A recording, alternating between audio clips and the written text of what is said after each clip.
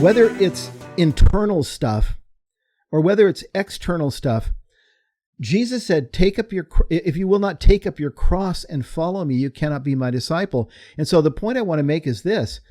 It is the Holy Spirit that led the children of Israel into the desert after the Red Sea. It's the Holy Spirit that immediately led Jesus into the wilderness to be tempted after his baptism.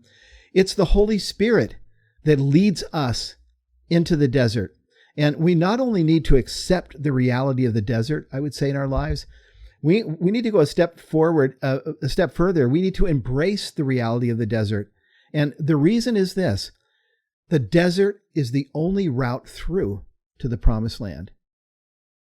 There is no route that is, more like jumping on a Carnival cruise line and it's cruising to the, like instead of going into the desert, they went back up to the land of Goshen or to Alexandria and they jumped on a cruise ship and they just rode the cruise ship up to the land of Canaan or something. No, the route to the land of promise is the route of the desert. Put it another way, the only way through to the land flowing with milk and honey is for us to experience the withdrawals from our attachments, our addictions, our idols, for us to experience the loss.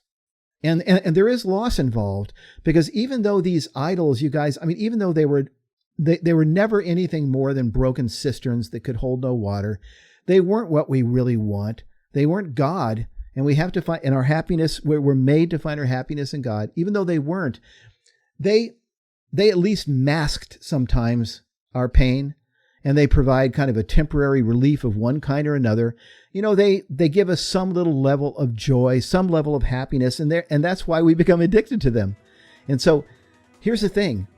The only way for that addiction to be broken, the only way for that attachment to be severed, is to experience the withdrawals in the desert, to walk through that and make it through, because this is how we're changed on the inside.